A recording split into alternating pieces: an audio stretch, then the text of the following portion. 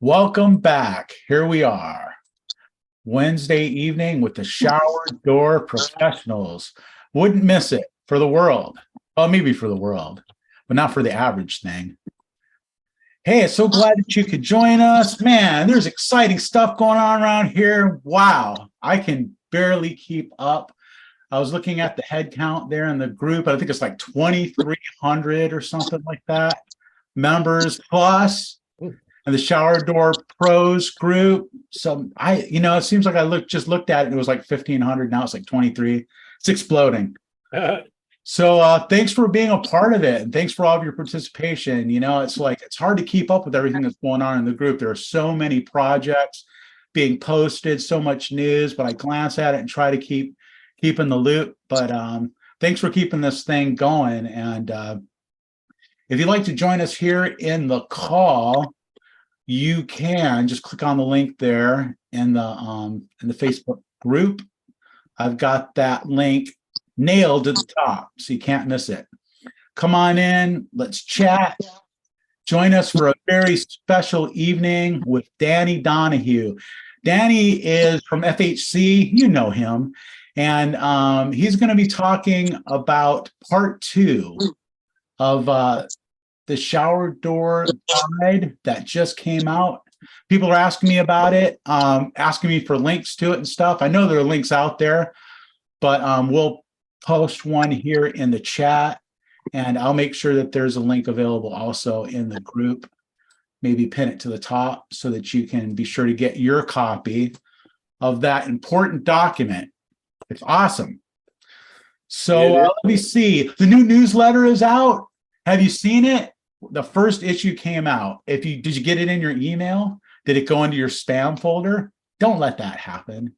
That's not cool. It doesn't belong in there. It's important news. And I've also posted the link to that in the Shower Door Pros Facebook group and on the LinkedIn group. I posted it there so you can see that. If you're not getting it in your email, you should subscribe.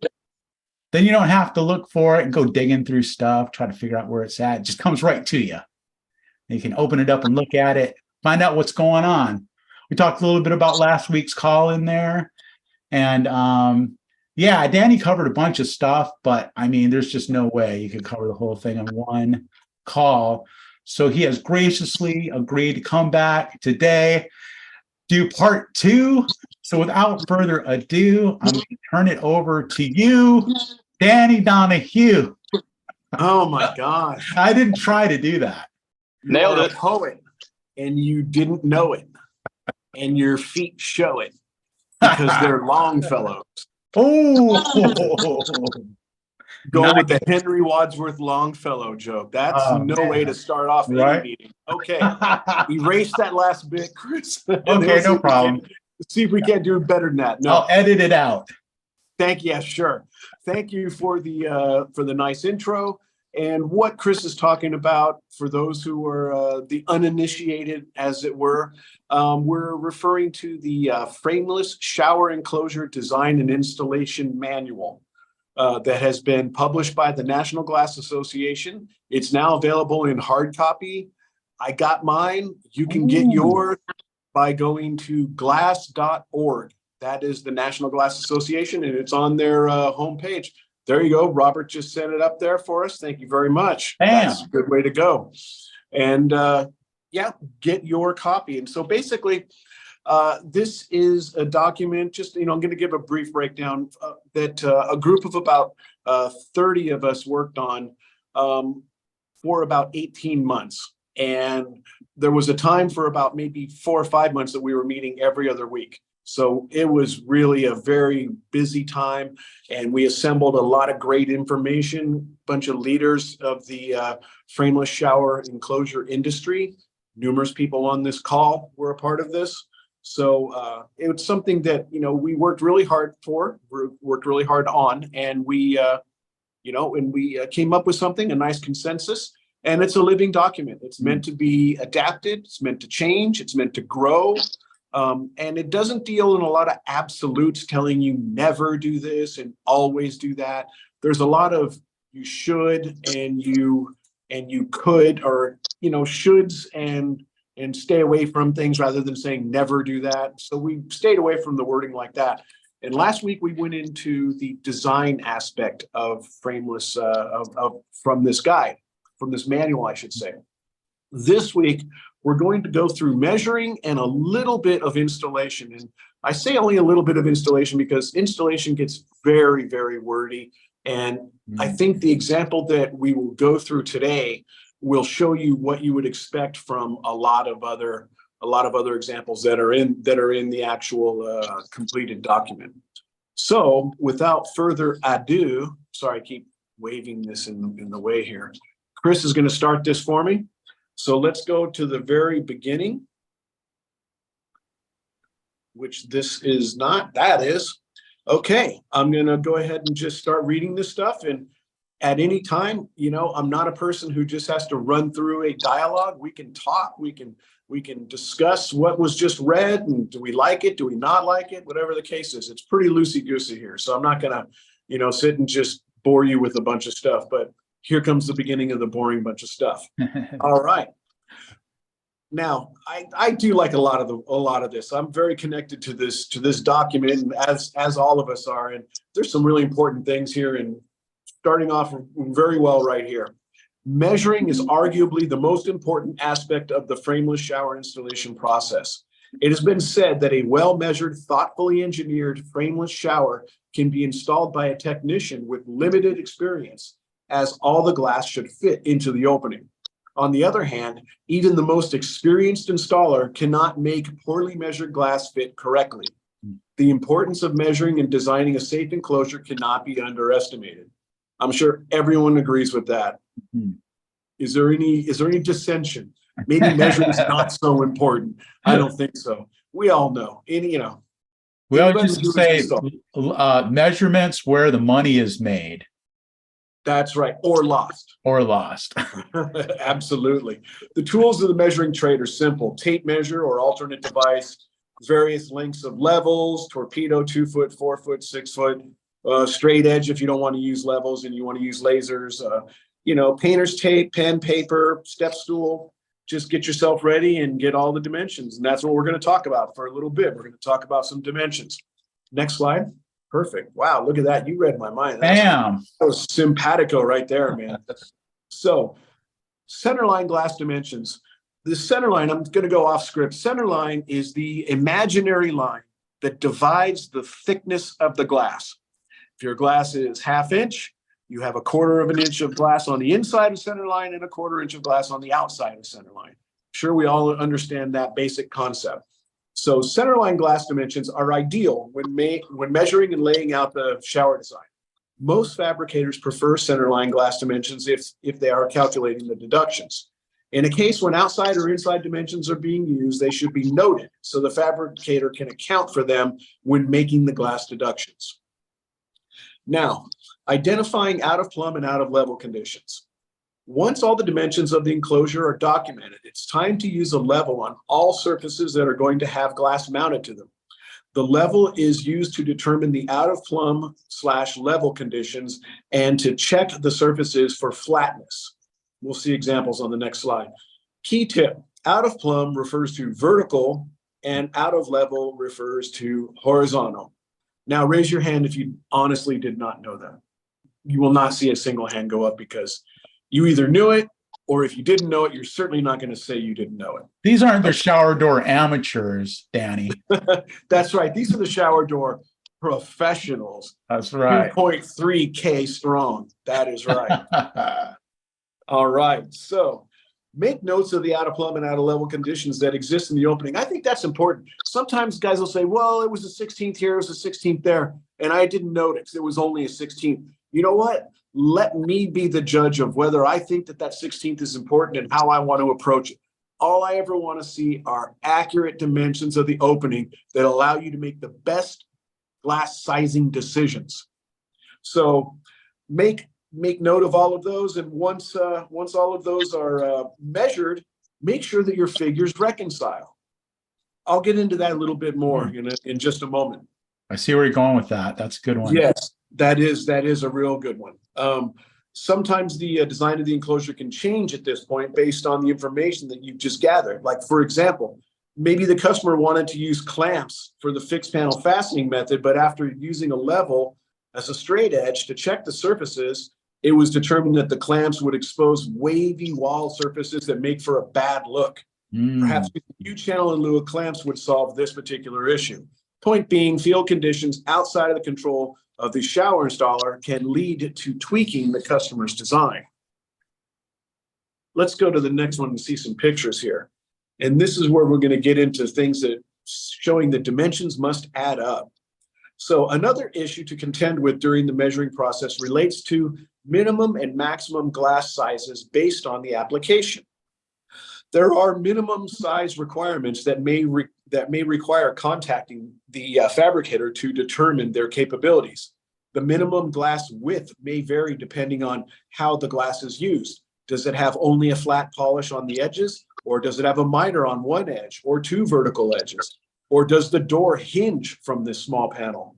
All may have different answers and may affect the glass size specification. It becomes important to get these answers before generating finished glass sizes. That really just has more to do with like minimum glass size widths and that kind of stuff. And now we're going to show a couple more pictures of typical conditions and what they look like. So the next one shows a convex wall, a wall that is bulging into the opening. And this would be a 3-hinge nightmare. Anybody would attest to that, right? Try and put your hinges there. You'd have to shim the top and bottom ones out to make alignment. Obviously, this is a over-exaggerated drawing, but that's good because it shows you what it's very clear. It's very easy to see.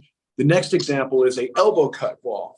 Now, an elbow cut wall, I don't see as being the same as a bowed wall because a lot of times you can do a dog leg cut or like a rock the stick cut or an elbow cut, many different ways to call it depending on where you are in the country. But you can follow that wall sometimes if you make note of exactly how it's out of plumb and where and what dimensions. Next one, please.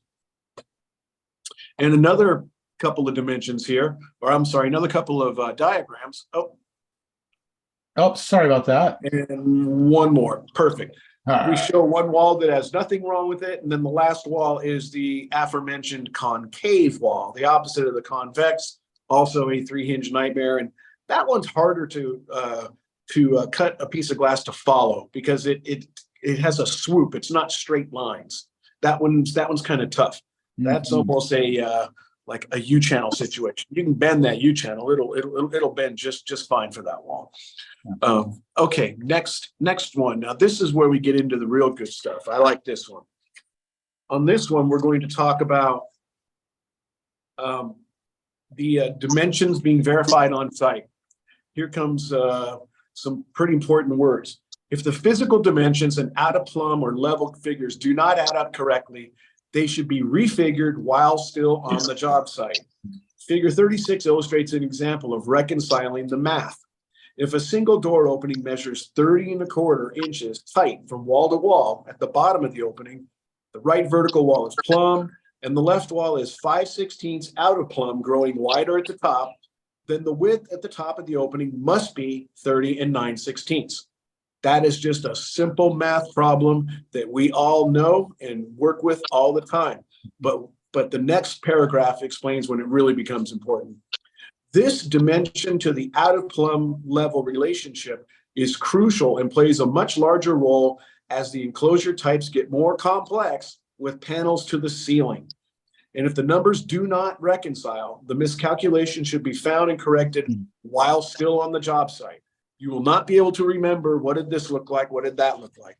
Run the math then and there. It takes you a little bit longer, but you can walk away knowing that everything is done. Honestly, what I do is just measure station to station. Every single point that can have a point, I write a dimension for it, just to make sure everything adds up. Check it now, not back at the office when you're not there. You'll be guessing then. Yep.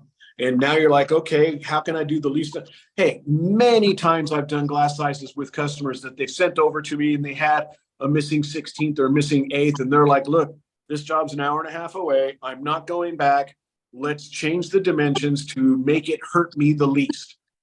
change it by a 16th here and a 16th there to where you have the least amount of exposure. You know what I mean? Sure. I'm sure we've all done things like that when we've been pressed. That's why you look at it while you're still on the job site and not when you get back, and you have to make those decisions. Precisely. Danny, are you going to be discussing the horizontal surfaces separately from the vertical? No, but it absolutely is exactly the same thing. I mean, if you're going, with one exception. With Go one ahead. exception. I always measure based on each piece of glass, because let's say the bottom, let's say it's just a door and a panel 60 inches wide. It can start off where the door is and go down, let's say, a quarter inch or more, and then level out or go back up again. So I like to cut the bottoms out accordingly. Of course. Because there's a lot of times, I mean, it's just not consistent. You're 100% correct. And that's actually even more common, because when you're going up vertical walls, you just got one piece of glass butting that wall. When you're dealing with horizontals, you could have 3 pieces of glass going across that 60 inches. And sometimes it'll go down just in the first 18 inches, then comes back up and maybe goes back down. You're 100% correct. And that's a very good point to bring up. You have to view those panels as individual panels. And sometimes you get stuck in a situation to where, well, let's say it's 60 inches, both panels are 30, and it's 3/16 out. Well, when it's 3/16 out, there's no good answer, right, guys? There's no, I can't do a 16th plus on each one. I'm either assigning an 1/8 to one, or both of them a 16th and change it. You know what I mean? So having numerous panels on the bottom, sure, you got to plan them they can zigzag up and down to follow that bottom curve. Absolutely. Yeah, we started doing that years ago, but it made a big difference. Sure. I can see that for sure. Yeah, when you have it out of level on the bottom, it's time to start saying, okay, is it a straight out of level, or does it drop in the middle? And you're cutting, I mean, it could be perfectly level from left to right, but there's an 1/8 inch drop in the middle. To me, that means you're cutting both pieces of glass an 1/8 inch down to follow that drop in the middle. Absolutely. Absolutely. Mhm. Well said, Brad. Thanks. Okay. Calculating deductions and finished glass sizes. This was left very purposely vague, and I think everyone will appreciate this. Once all the accurate measurements are recorded and the hardware has been selected, glass sizes can be generated. There are several different ways in which glass sizes can be calculated. Glass sizes can be drawn and calculated without the assistance of a computer glass calculating program. A glazer that figures their own sizes manually will often have pre-drawn template pages depicting doors and various panel types ready to fill in the sizes. Another way of producing finished glass sizes is the use of a glass sizing computer program. The user enters the field dimensions of the shower enclosure and any out-of-plumb level conditions. The user selects the hardware, then the program generates the finished glass sizes with deductions. Special clearances can be generated in the program. And the shower design programs can also provide glass and hardware pricing and metal cutting instructions, and some even generate quotes. And glass sizes can also be generated by sending the field dimensions to the glass fabricator and having the sizes figured by the fabricator. Many fabrication professionals use a computer program to calculate the glass sizes. This puts the responsibility on the fabricator to make sure the sizes are correct. Check with your fabricator to see if that's an option. Now, I wonder, do any people still do glass sizes by hand? Anyone on this call do glass sizes by hand? I know there's some people out there that do. I think Tim does. Negative. I have a computer program that I punch in a 28-inch door, and it'll take the deductions. We do, Okay. Danny. It's all Danny, set we up to do. do it. Who's that saying they do? I do. Bill. You do them by hand? Yeah, well, we have a staff that does it by hand, yes. Got Wow. Yeah. There's nothing wrong with that. Hey, you know what? I think we have a whole new generation of people who are in the, I won't say glazers, but I'll say people who are in the glass industry that would have absolutely no idea how to do a glass size if it was to save their life. All they can do is punch numbers into the program because they don't know how to do sizes manually. Yeah, Hard to believe, but true. I agree. On this next one, Chris, why don't you zoom in on the picture portion of this, and I'll read about rakes. I think rakes are one of the most, I don't want to say difficult to deal with. I would say misunderstood, and people have a hard time with rakes. As being a person who has helped people from a technical assistance point of view on the Showers Online program for 23 years, and now with the FHC Shower Design program, I would say the most common requests I get have to do with rakes, because people are perplexed by them. Mhm. So let's talk about them. Rakes are a field condition requiring a glass panel or panels to have a clipped corner. Application with rakes can be a challenge to measure. To generate finished glass sizes mathematically, a rake should be accurately measured. It is always better to take more dimensions and have too much information instead of too little. An alternate method of measurement is to produce a physical template that could be provided to the glass fabricator. If the rake is on the hinge side of the door, care should be taken to assure that the glass doesn't collide with the tile or stone when the door is opened out. Now, I want to take a look at these two figures here. The one on the left we'll look at first. What I find is the most common thing I see are people want to produce drawings that have angles on them. Like they want to show me that angle where the rake starts is 123 degrees. I don't want to know that that's 123 degrees. That's not an accurate way to take that dimension. If you're off by half a degree and you project that out 18 inches, that's going to be like a quarter of an inch. You know what I mean? It's degrees are not the friendly place to go. So what is the right way to do it? This is the right way to do it. Look at what you want for your desired height. This is obviously assuming it doesn't go to the ceiling. Whatever you want for your desired height, you record that dimension. Then you go over to where the rake occurs and you run a plumb line directly up to the ceiling at that exact desired height. Now keep in mind, if your height on the left is 80 and your curb falls down a quarter of an inch by the time it gets to where your plumb line would be, use the figure of 80 and a quarter. Don't use 80 anymore because it's not a valid number. So whatever that number should be, measure the height at the desired height and you pretty much need a laser for this, and mark the ceiling in that location because that is where the top of the glass is going to finish. Now, you measure and mark the rake wall at that desired height. Now go over to that close-up picture. You can zoom in a little bit more on that if you can, Chris. Okay, let me see. I think I probably can. And so we get to that close-up picture, and here we go. You got the mark you made on that raked ceiling at your so-called desired height. Now all you have to do is record 3 dimensions. You record from your desired height down to where the rake begins. Basically, you're trying to create a right angle triangle. That's what you're creating with your dimensions. So you measure from the mark you made on the ceiling, you go down until you get to that horizontal level line, record that dimension, that's your rake height. Then you leave that laser in place when you were actually marking the thing, and you measure from the crook of the corner, right over to your level, to your laser plumb line, I should say, and that is your rake width.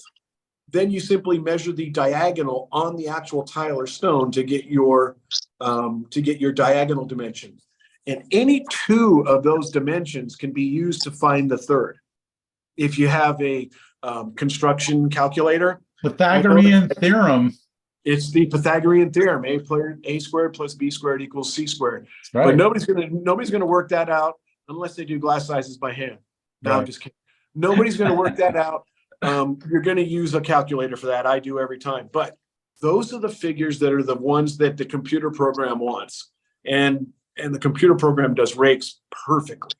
I mean, very well. So once again, what is it all? It's math. It comes down to details, and understanding math is going to get you by in this business way more times than not. Yeah, and that's if you take all 3 of those dimensions, and And that's a good way to kind of check your math again, like you were saying before. If something's off a little bit, you'll find it out there.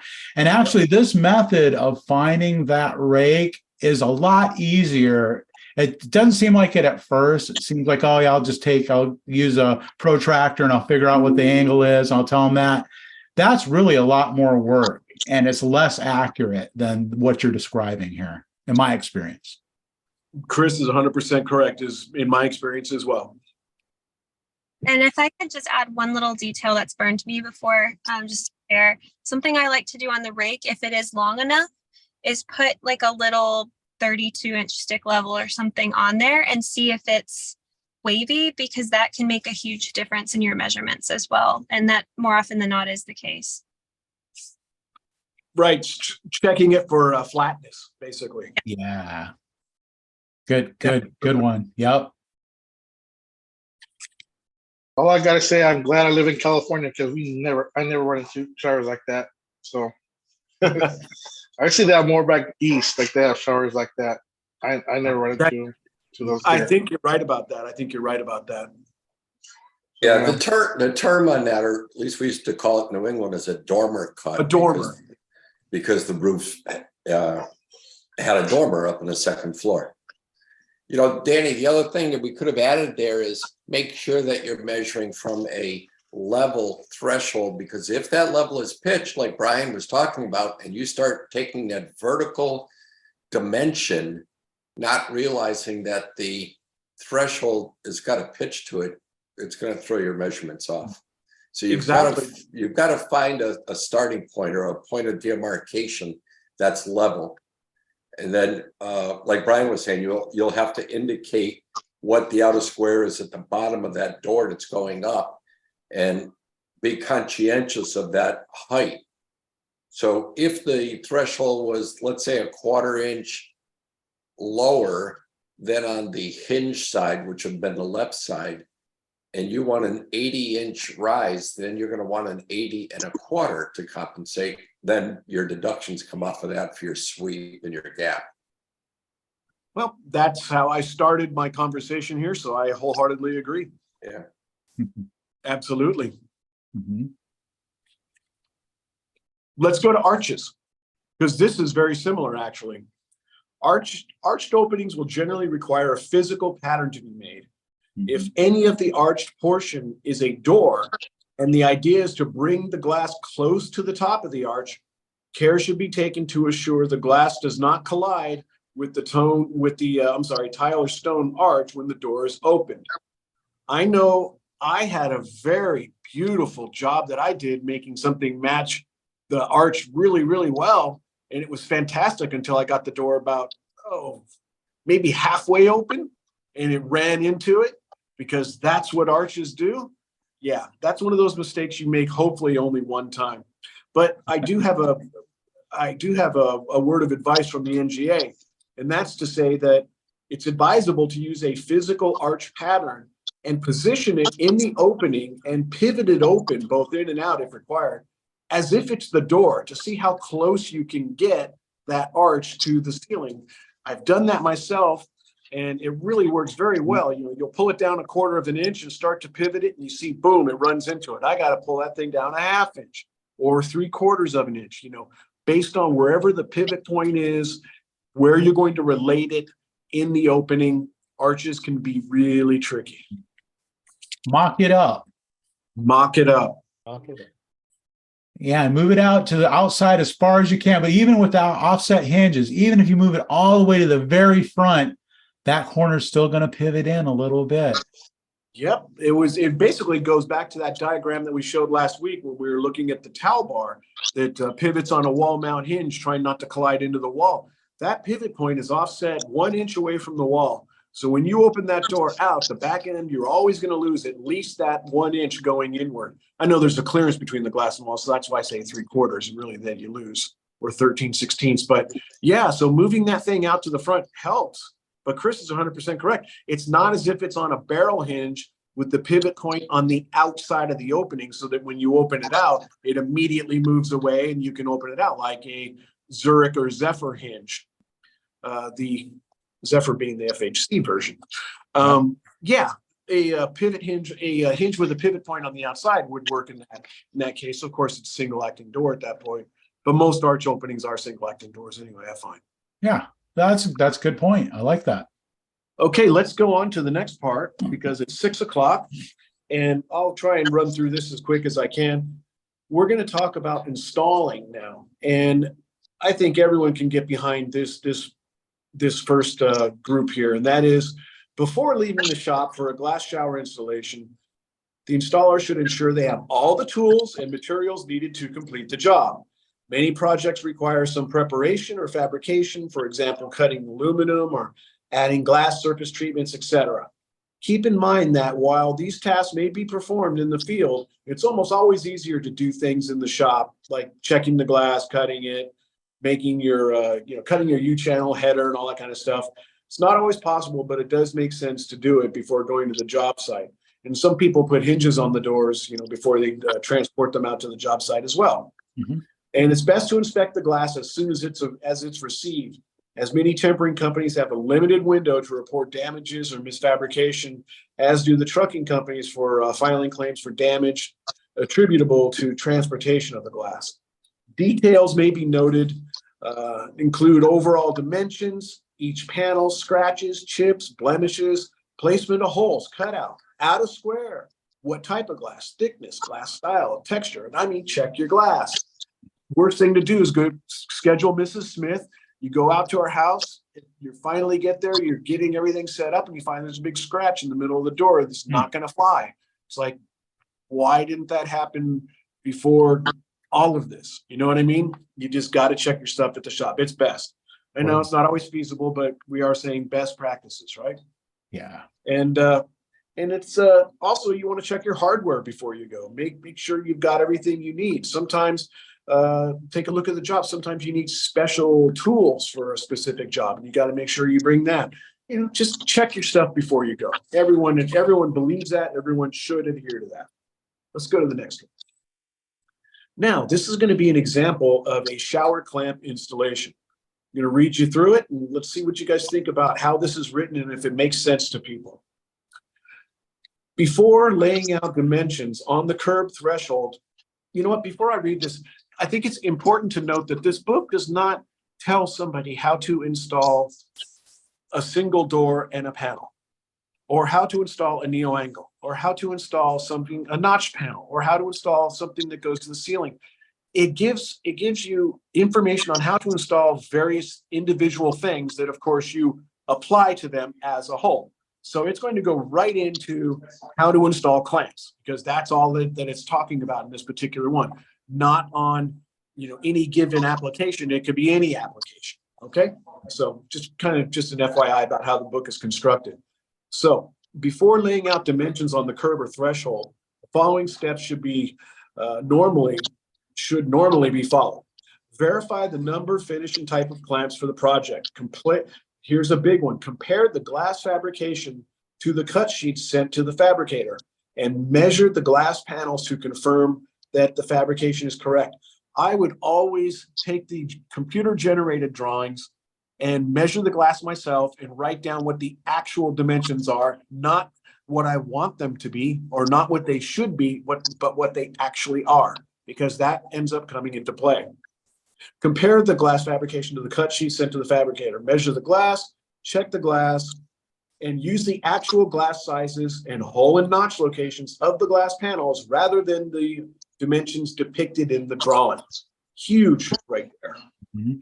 Yeah, Prior to making the curb or threshold walling, prior to marking the curb, threshold, wall, or ceiling, it's recommended to use painter's tape on the locations where the marks will be made. Some natural stones may absorb the marker color and staining may occur.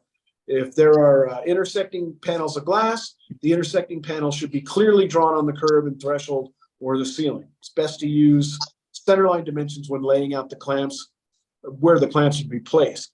Even if the shower enclosure was measured using different dimensions outside or other, it may be best to convert them to centerline for ease of laying out and marking the whole locations.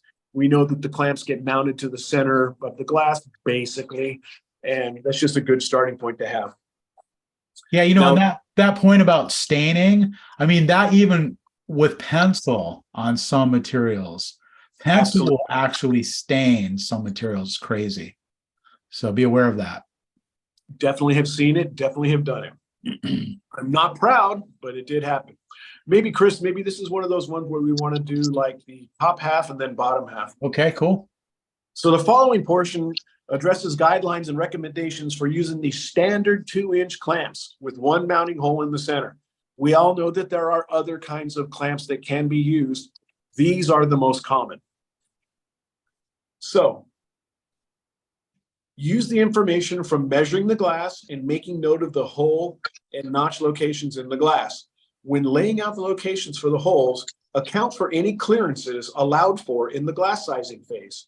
In the glass size, if the glass size in question requires an 1/8 inch clearance between the glass and the vertical wall, figure that clearance into the layout. Sorry, misspoke. Right. For example,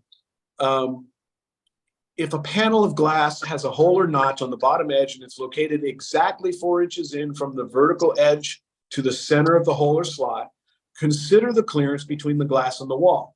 An 1/8 inch gap between the glass and the vertical wall is added to the 4-inch dimension, making the hole location on the curb or threshold to be 4 1/8 inches from the wall to the center of the hole to be drilled.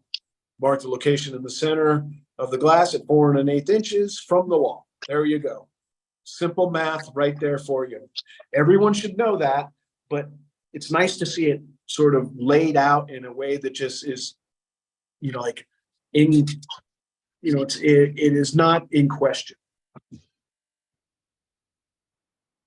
Okay, now we are going to talk, and we're going to finish on the subject of installation by talking about headers. I think headers are something that can kind of be a problem. And we go into angles and how to figure angles, and I think there's a great formula in here. So measuring and cutting. The cutting of headers to size can take place in the field or in the shop. Often headers are cut on the job site. A miter saw is the most common method used to cut headers. Miter saws have the capability to change angles readily and cut through rather heavy aluminum and brass materials quickly and cleanly. Use the appropriate blade for the material you are cutting and do not use a wood blade. You may want to use a different blade for cutting brass versus aluminum. So we start talking about the different applications. Wall to wall. This is measuring an opening that is straight in line with only one piece of header, no changes in angle, and the walls are at 90 degrees to the threshold, may be achieved by measuring the tight opening wall to wall and making note of it. Measure it twice. Once the wall-to-wall dimension has been accurately recorded, simply deduct a 1/16 to get the exact header size. Cut the header to size and finish both ends by using a fine metal file to smooth all edges for the best look and for safety purposes. Wall-to-wall is pretty easy. Everybody gets that. Let's talk about angles. Working with an opening that has a change of angle presents new variables. Any change of angle requires cutting the header using miters. Get accurate angle readings from the threshold and base in order to get the best results for header miters meeting correctly. There are two conditions that call out for a miter to be cut in the end of a header. Number one, the header runs into a vertical wall at an angle. Or number two, there is a change of angle that doesn't involve the header running into a wall, and the headers are joined in an open space, panel to panel or panel to door. We all can envision that. The challenge installers face is the need to correctly figure what miter needs to be cut on the header based on the field conditions. There are simple math formulas associated with cutting headers on miters on headers. That was a slip up. For cutting miters on headers, either running into a wall or in open space. Next page. The formula for cutting a header running into the vertical wall at an angle. Measure the angle at which the threshold or base runs into the wall. Clarify that a header meets the angle. Clarify that a header that meets a wall straight or square is running into the wall at 90 degrees. That is square. Right. A header butting into a wall at 90 requires no miter, 0 on the miter saw. Here's the rule. To find the correct angle reading on the miter saw, make note of the angle. If the angle is greater than 90, deduct 90 from the recorded angle. If the angle is lower than 90, deduct the recorded angle from 90. The bottom line is, here we go. How many degrees is the noted angle from 90? So if the angle is 112, that is 22 degrees off of 90. The angle is 68. That is 22 degrees off of 90. Just different directions, right? So an angle reading of 115 or 65 would result in an angle reading of 25 on a miter saw. Both figures are 25 degrees away from 90. Does that make sense? Sure. Yeah, that's easy. Math is math, right? Now, here comes the good one. Formula for headers joined in open space. Unfortunately for everybody, not every angle is either 90 or 135. Sometimes they are different, and that's when it tests our math skills. So a very common application is joining 2 or more headers to make a structural member that's attached to a wall at each end. Cutting and joining these header components requires defining the miters correctly. Shower angles are almost always between 90 and 180 degrees. Angles are less than 90 are nearly unheard of, and angles over 180 define the shower structure as having panels that are inverted, meaning they are coming out into the room as opposed to into the shower. So start with obtaining the correct angle, and to get the figure required on a miter saw, here's what you do. You record the angle, and you start with the formula with the number 180. You deduct the recorded angle from 180. You take that difference, divide it by 2, and that's what you're going to use on the miter saw. Now, let's do a couple of examples that we all know are true using that math. So, an example of a 90-degree angle, hit the next page, is record the angle as measured, 90. Begin the formula with the number 180, deduct the angle from 180, you get 90, take that difference, which is 90, and divide it by 2, and it gives you a 45-degree miter. We all know that that's the answer. We've done it a million times. Same thing applies for the 135. You take the angle of 135, take it from 90, you're left with 45, take 45, divide by 2, 22.5-degree miter. What do you do when it's 120? You take 120 from 180, gives you 60, divide it by 2, 30-degree miter.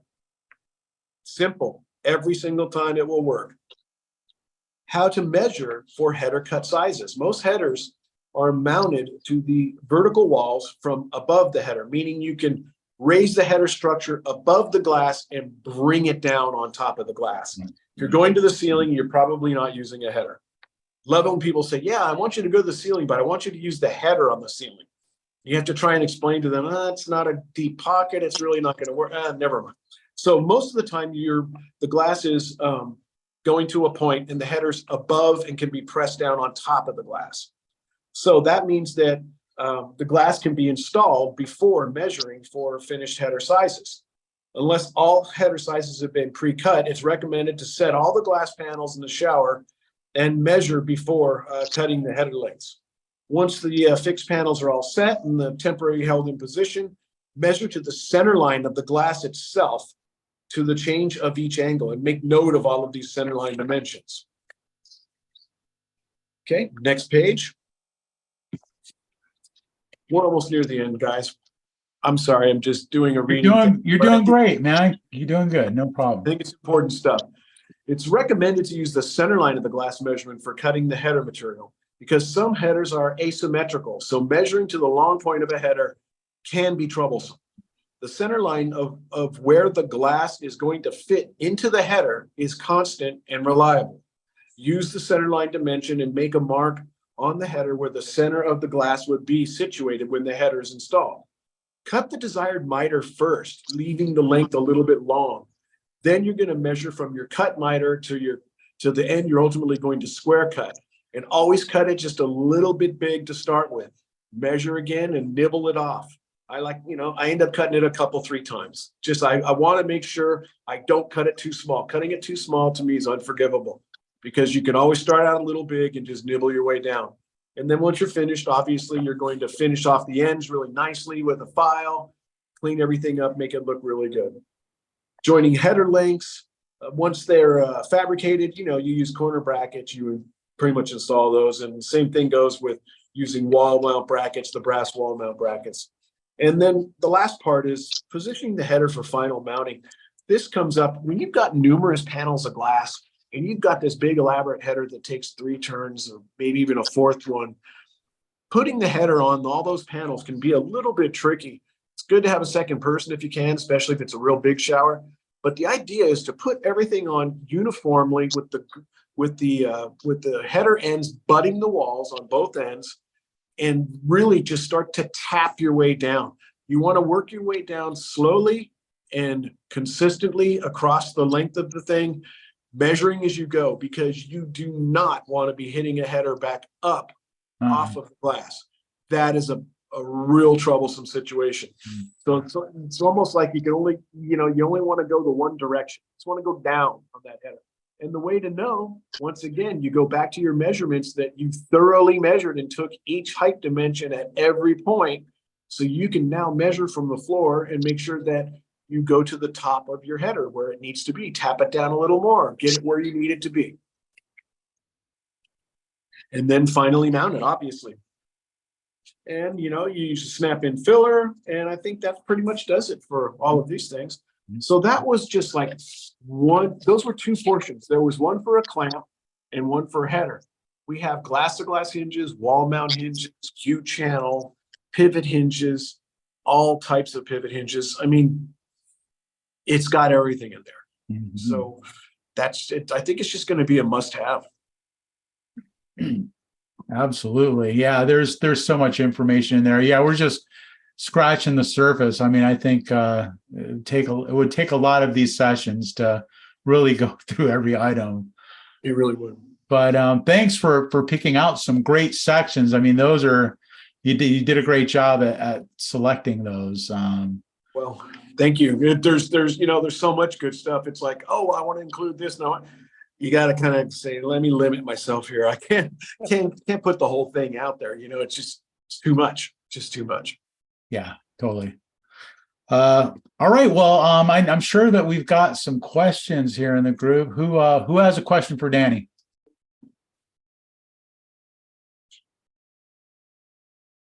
Don't be shy. Don't be shy.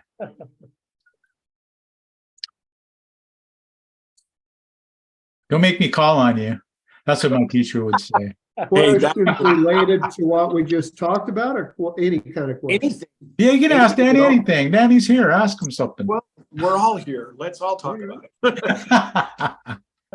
What do you got? Okay, I've got a question that kind of came up today. A wall mount pivot hinge, left hand, right hand, doesn't matter. You got FHC has the nice universal bracket, which I love. Mhm. But do they have a flush mount option on the top of the door glass for that, or is that a programming thing, or is that a issue with the hinge itself? You can definitely do a flush mount application. You can do that extra stair step cut and have it finish at the top of the bracket as opposed to the top of the clamping part of the hinge. Yes, you can definitely do that. It should certainly, companies that offer those hinges generally have a template drawn for that. And it may be in the computer program as well. But yeah, definitely that's a good way to go. Very good. Thanks. I thought you were going to bring up those same exact hinges, but what do you do when it's out of plumb and you can't cut the glass out of square there? As soon as she said wall mount hinges, I'm like, I wonder if he's going to talk about that. Sure, we've all run into that. I mean, the only thing really to do there is to get a shim and shim the hinge away from the wall and inset the cutout. But, I don't make a shim. I don't think the other guys make a shim. I've had them made before and I can make them, but sometimes a wall mount pivot hinge just may not be the best answer if the wall's out of plumb in that way. Now it looks like an add-on piece. You know what I mean? It looks like hey, what did this guy do to make this work? Sure. Right.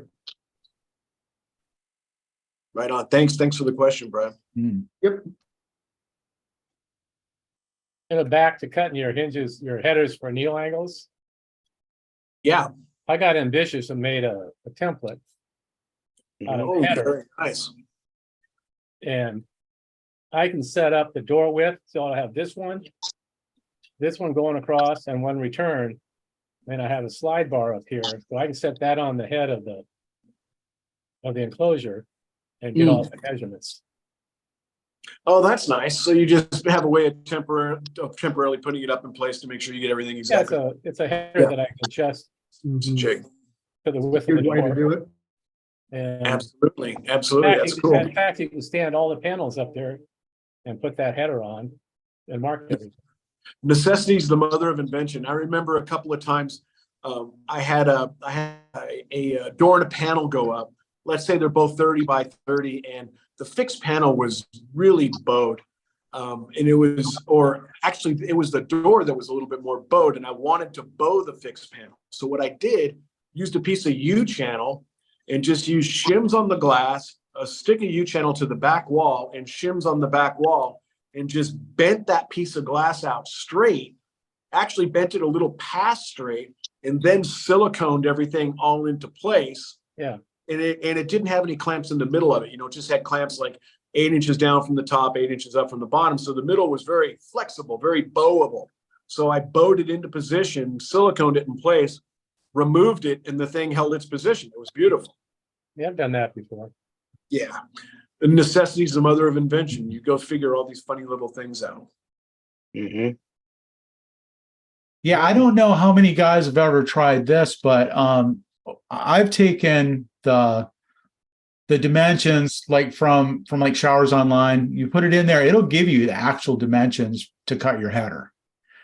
And just like said, okay, I'm just gonna cut these and cut them like in the shop exactly what the computer said to do. Put it together, take it to the job, and tried it. And it works. If you do your measurements right, it will get it dead nuts.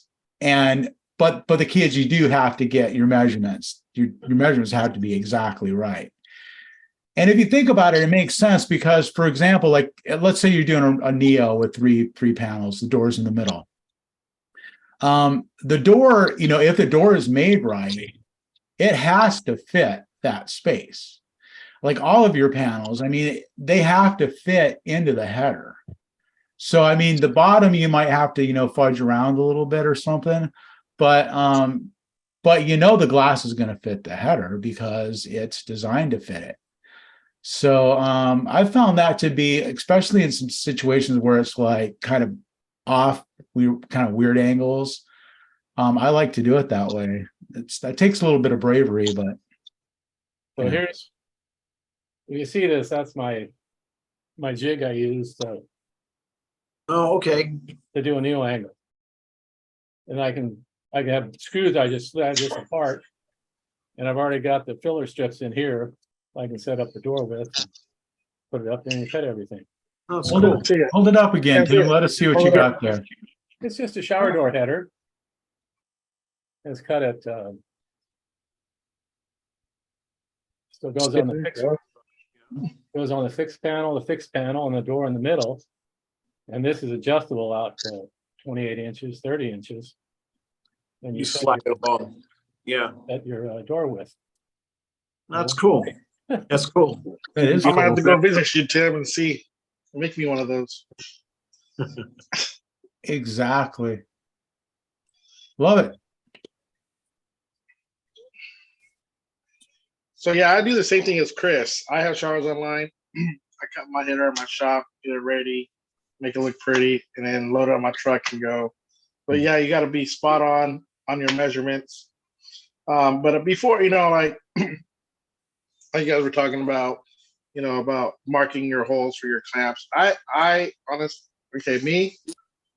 drill my clamps in place. I don't take down my glass. I put my glass up. I adjust it, have tape. I hold it up in place.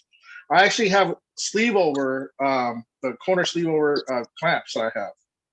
And I'll put one of those in the corner of the glass and I'll tape it down with Gorilla Tape and it holds my glass up. And then before I put my door in, I adjust everything, make sure I have my openings right. And so if I'm doing a header with the neo angle, I do that and make sure everything's right in place. And if it fits, I'll throw it on and then put and then drill all my clamps I need. And there you go. Yeah, I saw a video in the shower door professionals group on Facebook of some guys drilling for clamps with the glass in place. That was probably me. And I was like, it wasn't you, it was somebody else. But Oh.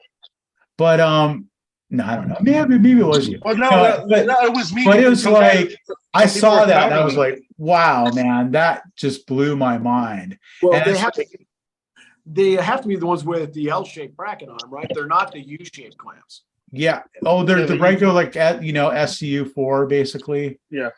And it's like you have to drill it at an angle with a long drill bit. So wait a second, you're actually drilling like right next to the glass like that? Yeah. Mhm. Yeah. Crazy, huh? Takes some guts. So I mean, So- you wouldn't want to put this in a manual or anything. I wouldn't do. So my That's cutout. That's advanced. So my cutouts are I'll have the wide mouth on the bottom. So Yeah, which helps. and so I have a 6-inch masonry bit I use. I make sure I go in an angle when I drill my. I have one guy on the other side. He holds it and I drill it, or I hold it and he drills it. Mhm. And so I think the person that you're talking about, yeah, that was one of the videos. It was me and a bunch of people were clowning me for that. I don't care. It works. It might have been you that I saw doing that, but for me, it was like a light went on. I was like, "Whoa, you can do that!" And So there was- it might not be a good choice for every installation. You know what I mean? But there are certain situations where it's like it's really hard not to put the glass in place, like the way that or the way that the guide describes, like laying out for holes to drill for a clamp. That's how I do my clamps. I hadn't seen anybody else actually do that, but I'll lay the glass on my table and I'll measure over from the wall to the center of the first clamp cutout, and then from the wall over to the center of the second one. So I ignore what it says it is from the other edge. I just measure both from the same edge, put my center lines down, measure those over, accounting for the gap, like the guide says. Mark those holes, drill them, install my clamps, walk with the glass first time, and set it in place. And almost every time, I mean, there's like 1 in 10 times I'm goof and I have to take it out and re-drill it, move it over a little or something. But almost every time it works. And it like saves so much time as compared to setting the glass in, marking the spot, setting the glass out, drilling the holes, setting the glass back in after you install the clamps. If you take the secret to all this is taking really accurate measurements. It doesn't work if you don't do that. No, I install it the same way that Chris just described. But there's more than one way to do things, and if you do things and they work for you, and you've got that level of skill, do it. That's for sure. I mean, you don't get in the way of how somebody does something if it's not something that doesn't affect you. You know what I mean? It's like it's not unsafe. It's how you want to do it. Do it. It's up to you. Hey, Go ahead. I got another question. So for your so silicone application. So I don't use the clear. I use the RTV clear silicone for when I seal my showers. I haven't had anybody call back using that. But do you have other companies that use RTV for seal the shower doors? I buy your guys's. I have your guys' your RTV silicone. And I buy I mean, basically there's 3 schools of thought. You use acetoxycure like the 33S or my S150, or you use an RTV 408, which is the neutral cure silicone. The other guys, mine is that's what I use. 450, or you go with the ultra clear, that water clear silicone. And water clear is like I don't like $50 a tube though. And for me, it develops air bubbles, and I'm not a big fan of the water clear. I use the RTV as well because it adheres to more surfaces. Yeah. There are some stones that the regular 33S wants to kind of fall off of a little bit, and the RTV adheres to more. I use exactly the same one. Exactly. Yeah, and and if you get a lighter stone, it blends in really well with it. It really hides a lot of the, like bumps in the wall or bellies, whatever. It does help a little bit. I mean, to fill them in. I'm not a channel guy. I never use channel ever. I'll make that some work. Put it in somehow. It's gonna work. No clamps, no channel. So I do K cuts. I'll I know how to measure for those, so I make sure it does cost the customer more money, but you know what? The customer should have not. Your been customers cheap. have more money. Yeah, exactly. Yeah. Hey, if they were not cheap, they should not cheaped out and got a cheap tile guy. It's their fault. So they're gonna have to That's pay right. for it. Yeah. So, Yeah. It's like I always say too, it's like whether it's your installation, like Danny was alluding to, it's like people have different ways of doing it, and nobody's really right or wrong. I mean, as long as it's like safe and it's done properly, right?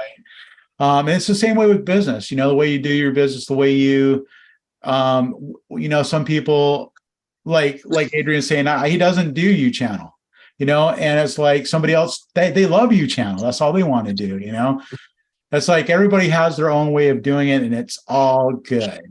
And I love that the way that this document really embraces everybody's way of doing it, doesn't shame anybody for the way they do their thing, and it's vague enough to be really instructive and yet inclusive. I think a good job was done on that for sure. So if you don't have your copy, you need to get your copy. You can download it. And Danny, did you say that there's a hard copy now available? There is a hard copy available. Yes. yeah, Not mine. Nice. Yep. All I've right. been waiting for mine Oh. for 2 weeks, but it's on its right. It's en route. It's en route. There you go. nice. All right. Well, awesome. Thanks again, Danny. Really appreciate it, My man. pleasure. It's a lot of fun, you guys. Thanks so much for coming out and having me. Appreciate it. Awesome. All right. Well, we'll see you again next Wednesday.